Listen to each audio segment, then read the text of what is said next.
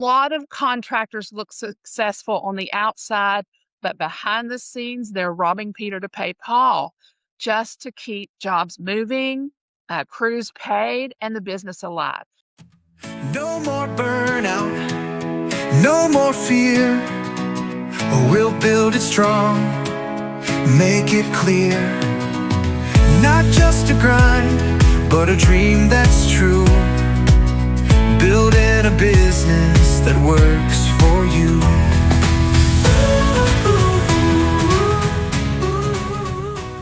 Today, we're talking about what happens when that catches up with you.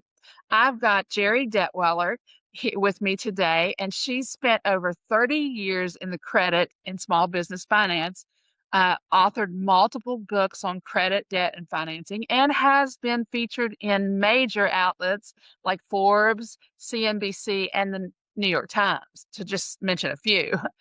But she's not just talking theory, she's even testified before Congress on credit laws. She knows from cutting through the noise and helping people make smart, practical financial decisions.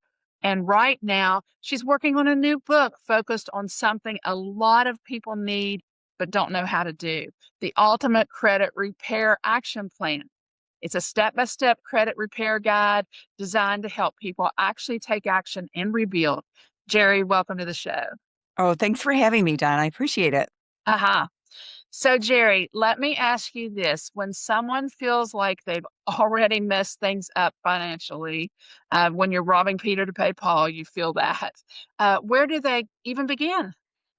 Yeah, it's a tough one. And I think in the contracting industry in particular, you've got a lot of moving parts. So yes, you have the job, but the financial part is really tricky because a lot of times you can't get all the money you need up front, right? So you have to Yes, float these expenses, and that is tough on absolutely. cash flow. So I think the first place is with the part that most business owners like the least, which is, the financial money side. It's just right, Deanna. Yeah, Like, who wants to deal with that?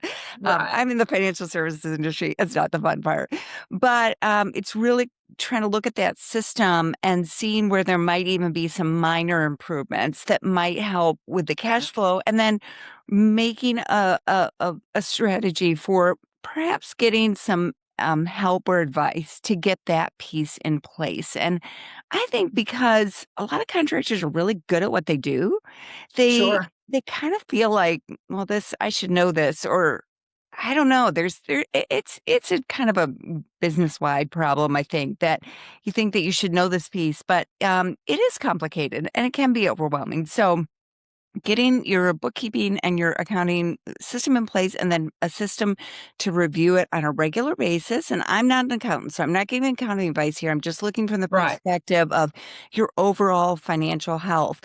It requires more check-ins than you're used to perhaps in your personal finances. Maybe once a Okay. month in personal finance, or maybe every couple weeks. Like if you have a 9 to 5 job, when you get paid, you look at your finances. This is a very, very intense, situation. But the other thing is to really think about how you can leverage inexpensive tools to help with the cash flow.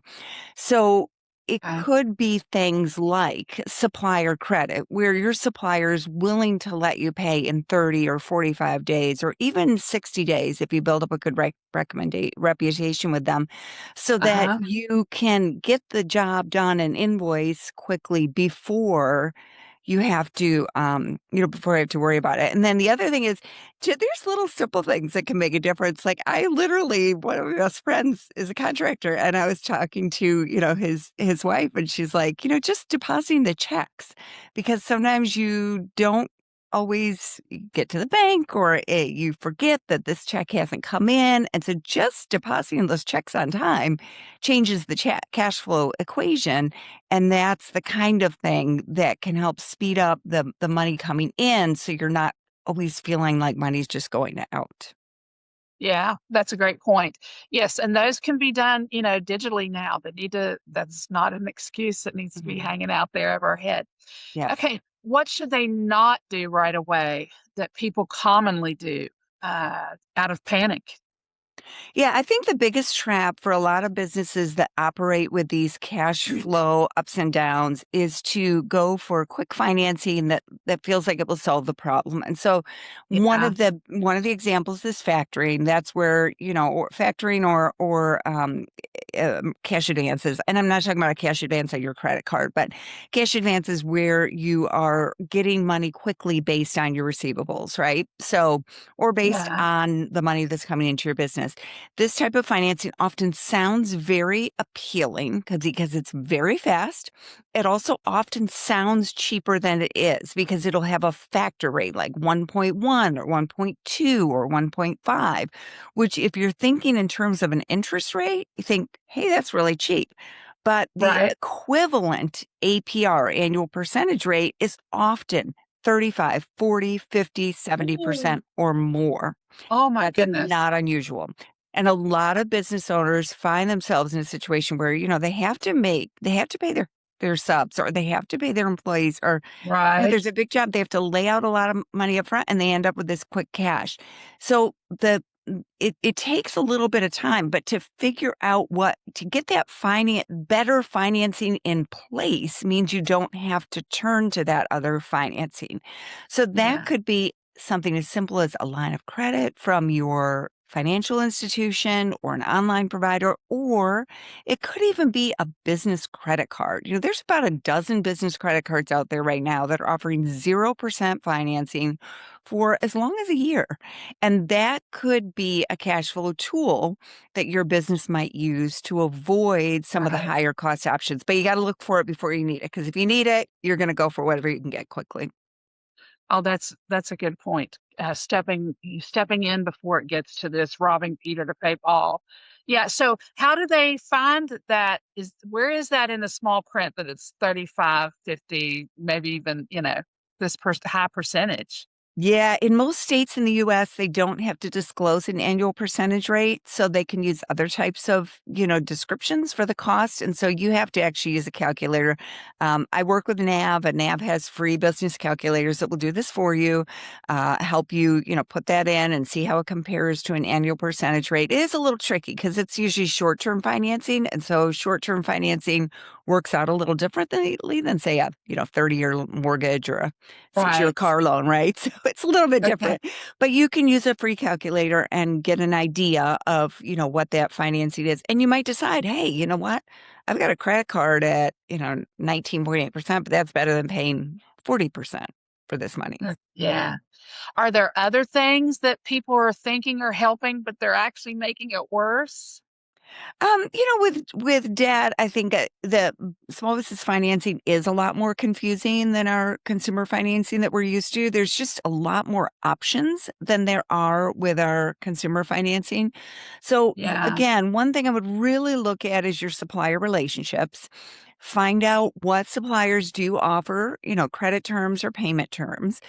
Talk to them. And a lot of times they don't check personal credit. So if your personal credit is a hurdle and you're thinking, I don't think I can qualify. A lot of times they're not checking that, but they may look at business credit. And I know you've talked about the difference between business credit and yeah, personal credit. that's okay. So helping to build that business credit can be another way to improve your qualifications for supplier terms. And that alone can make a big difference for a business where, you're putting out money before you get paid in full.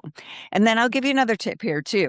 Okay. And that is, a lot of times the larger the client, the longer they take to pay. So if you are Oh, working with yes, right. commercial Especially contracts, commercial contracts, yes. Uh-huh. exactly. They take 'em a long time to pay.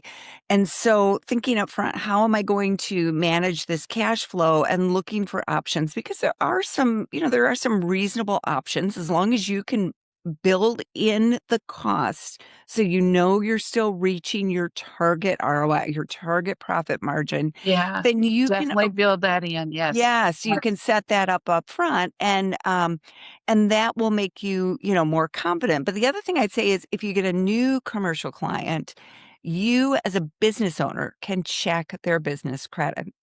And so I'll give you a quick example. Nav Okay. was co-founded by Levi King, and he was in the sign manufacturing business. And he had a contract with a chain of a local chain in Idaho of Mexican restaurants. And one night he was reading an article about firing your clients, and this client was a headache. He never paid on time. He always took a long time to pay. He was always sort of stringing him along for payment. So he walked in and said, "You know what? Here's how much you owe me. I'm done. I can't do any more work. Pay up." And it turns out that this client had kind of burned his bridges with all the other sign manufacturing companies in the area. And so You don't he say. so he had to change the way he paid. And that in turn, for Levi was an eye opener, like, people are going to check my business credit. If I'm going to do something for another business and not get paid up front, or I'm going to provide anything of value, then I'm kind of extending credit too, right? So I Right. need to check their business credit to see if there are red flags. And maybe those, as much as I may want the business, those may make me reconsider or make me work on different terms with that client to make sure I get paid. Right. Yeah, you could definitely have completely different terms. So much up front, and then we do the repair and so forth and so on, especially your second, third. Yeah. So how does someone do that? Check a business's credit without having an expensive platform. Yeah, you don't have to go like personal credit where you have to have permission and there's a lot of hoops to jump through. Business credit Right. is not really regulated that way. So you can check business credit on any business. You can go to directly to one of the bureaus like Experian, Equifax, or Dun and Bradstreet. If you use a NAV account, and NAV helps you check and manage and monitor your own business credit. It also allows you to check a business credit on a few other businesses. So that's another way to get an idea. And I have a consulting business. It's not construction, but I did get burned big time earlier in Wow. my business journey, $40,000 or more. It's unclear how Wow. much it was, by a That's partner a who lot. didn't pay. It's a lot of money, a lot of time, a lot of it, heartache. So I want to help Yes. business owners avoid that. I appreciate it. Now that's NAV, correct? Yes, correct. Yes. NAV.com. Okay. So there's a lot of talk out there about debt consolidation. Do you recommend it? If so, what route actually makes sense? Yeah. So the misconception with debt consolidation is you can get one loan to pay off all your other debt, and then you're set with this one monthly payment. And when it works, it's great. Now, here's the problem in the small business context. A lot of business owners have those expensive, cash advances that I talked about. And Uh, first of all, the cost is built in upfront. The minute you accept the money, you owe the full amount plus the factor rate, and it doesn't matter if you pay it off, if you refinance it, whatever, you still owe all that. So you're basically rolling one debt into another debt. So be careful about that. That's a very common scenario in small business financing.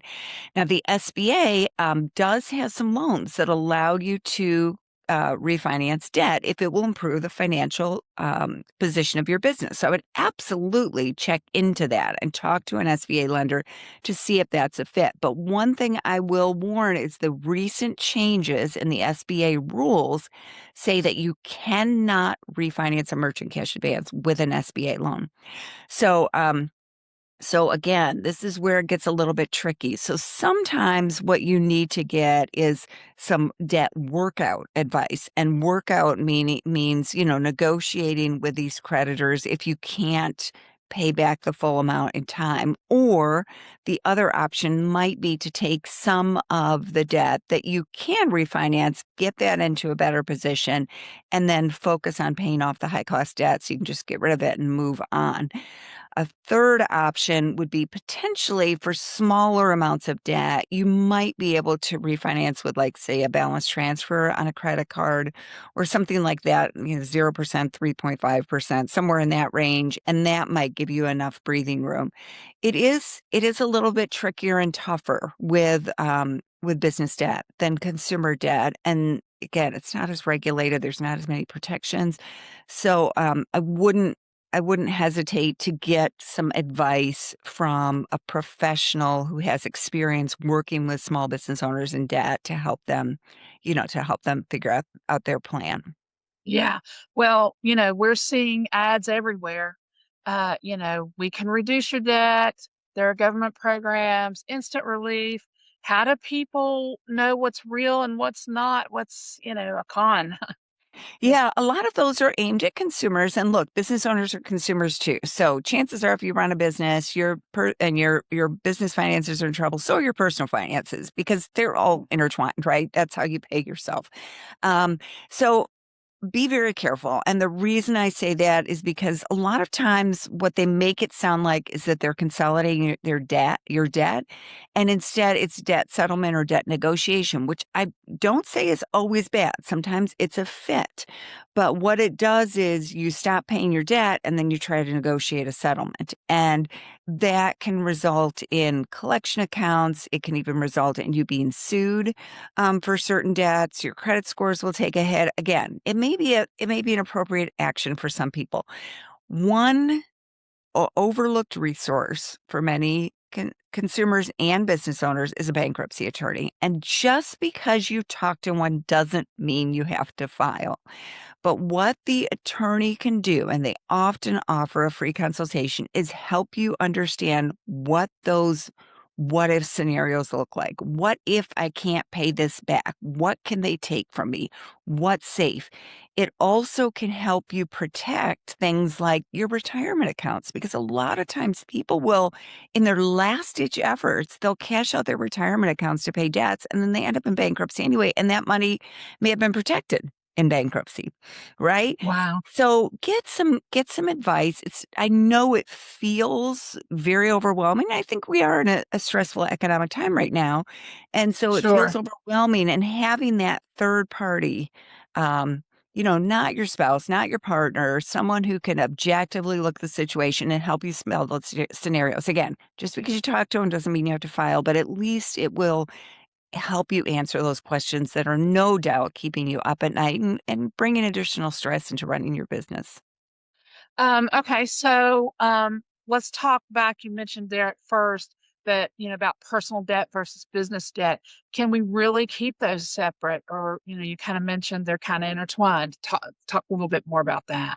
Yes. So there's if you are online long enough, you'll see lots of people saying that you can just build business credit, get all the credit your business needs, and you'll never have to worry about your personal credit again. And that's a little bit overblown. A lot of lenders do like to check personal credit. For example, I've just mentioned SBA loans. They always have a personal credit check, and not just for one owner, but all owners with 20% or more ownership are going to have a personal credit check on their business. So it's very common, especially with younger businesses, with businesses that don't have significant revenues. And I'm talking about at least a few $1 million a year or more, number of employees. Personal credit is going to be a part of the deal. And so you may already have signed or agreed to personal guarantees, and you're just not aware of it. If you got a small business credit card, chances are there's a personal guarantee behind that. So Hmm. you can separate it, and you want to do as much as you can, because I would imagine that, if you're listening, you probably have an LLC or a corporation. I hope so. You're Right. operating as a business entity that has to be separate. And legally, you need to keep those things separate, right? You need to keep Right. the business and personal separate. So yes, it is possible, but understand that personal credit will still often be a factor, even if it's just a soft credit check behind the scenes to see if there's any red flags. That's not uncommon. So I do think both are important, and I encourage business owners to make sure that they're checking and monitoring both, but try to, set up that wall between the two as soon and as clearly as you can. Yeah. Okay, for contractors and small business owners, where does this usually go wrong? What what is the pivoting? Where it usually goes wrong is simply the pressure factor. You just it's one of those things where you don't necessarily plan Decisions for it under until you pressure. need it, right? Because you're Yeah. under pressure to get something done, to make a decision, to pay an expense, and so you just make a quick decision without thinking forward. So the sooner you sort of think about this, or the sooner you start making this a priority, the more chances, the more opportunities you're going to have. And I will say this, this time of year, it's tax time for personal taxes, probably just did business taxes. It's kind of a good time to you can take a breath and think, okay, what am I going to look at going down the line? How am I going to let me look at my debt schedule, look at what I'm paying, look at where my personal guarantees are, and then look at my positioning for getting additional financing Yeah. and decide now. If you can line up that line of credit when you don't need it, you're going to be in a Yeah. much better position than if you Yeah. need it today. And then you're going to end up Yeah. with expensive financing. Yeah. Yeah. Guilty right there. I know. It's so easy Yeah. to do. Trust me. Yes. Okay. If someone is already being contacted by collectors or even getting taken to court, have they waited too long or can they still fix it?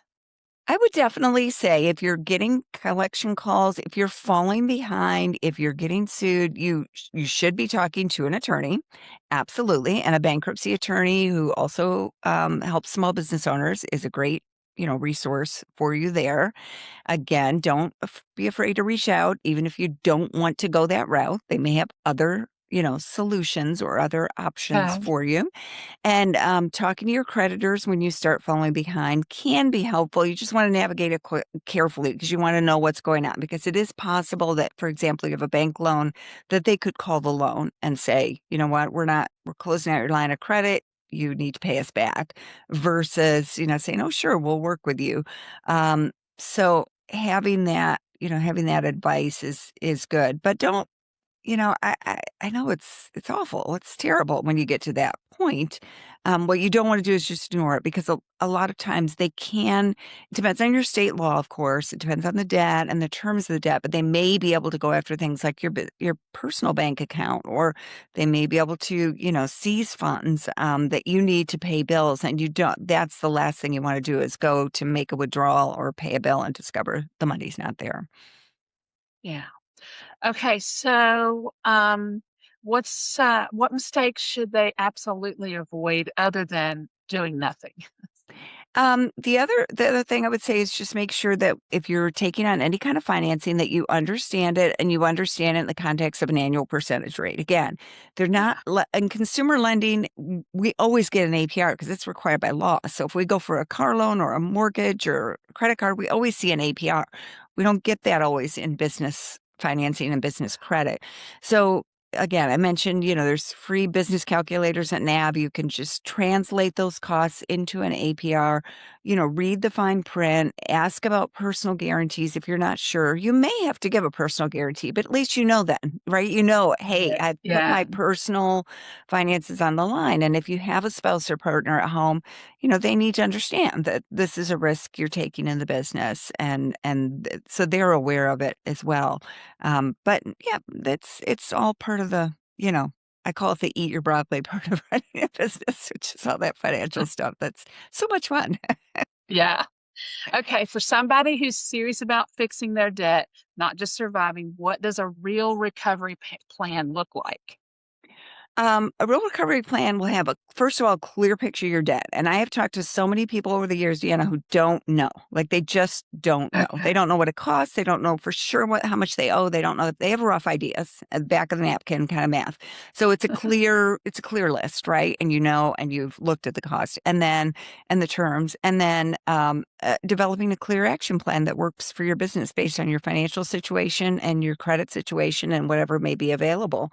Again, SBA loans can be great loans, and they may be feasible to refinance some debt depending on the nature and structure of your business. So look into options that you may not be as familiar with in order to make sure you're not missing something that could be valuable to your business. Now, you're talking about these loans, but we're talking about people who've already, messed up their credit. How in the world do they, get a small business association loan? Yeah, if you don't have good credit, it's going to be tough to get an SBA loan. So that would be for someone who maybe has debt but is paying on time. So in other words, their Okay. payment history hasn't been affected and their business is making money. It's just their Yeah, debt is too expensive to make the kind keep of up. money that it should Robbing be. Peter to pay Paul. Yeah. Yeah, to make the kind of money that they should be making. So it's not ruling it out. If you're in a situation where your credit's really bad, the debt is really overwhelming, then you may need some kind of workout plan or even some kind of restructuring to help you, get back on your feet financially. I know you've authored many books. You've spent decades helping people navigate this. And I know you're working on a step by step credit repair guide right now. What made you feel like people really needed this? Credit repair is one of those things where it's easy to think it's going to be a quick fix, right? I'm just going to hire, if I pay someone, they can fix this for me. Um, Yes. there is so much you can do on your own, and it's not as difficult as people often think. So I think a lot of times you feel like you have to become this credit expert in order to really understand and fix your credit. And there's a lot of simple things that can be done. So I just want to help empower people who do want to try to do as much as they can themselves and save that money and use it for other things with the information tools that they need. Wonderful. Okay, if somebody out there wants to learn from you, work with you, or follow what you're doing, where should they go? Yeah, so NAV is the platform that I'm working with, and it is my personal description. This is not official. It's sort of the way I tell people to think about it. It's sort of like Credit Karma, but for your business, right? So you can Okay. see, manage, and monitor your business and personal credit in one dashboard and get tools to help build a financially healthy company. And so one of the things we offer is a free, guide. Well, we have about 4 free guides, but one is on our podcast page, which is just nav.com/ my first name, Gerri. So nav.com/ Gerri. And you can download a free step-by-step checklist there and start to, get introduced to all the tools that NAV offers. Oh, that's wonderful. Wow. Jerry, I really appreciate you coming on and breaking this down for us because this is something that a lot of people are dealing with, but not enough people are talking about honestly. For those of you listening, if this hits home, don't ignore it. The worst thing you can do is nothing. And if your business feels like it's constantly playing catch up financially with leads, with growth, go take my AI visibility scorecard at ai-visibility-fix.com. You'll get an exact blueprint. You'll download my visibility blueprint and you can see exactly what to fix. And if you've got value from this episode, make sure you subscribe and share with someone who needs to hear it because chances are you're not the only one dealing with this. Appreciate you all listening, and we'll see you next time on the next episode. Thank you, Jerry. Thank you.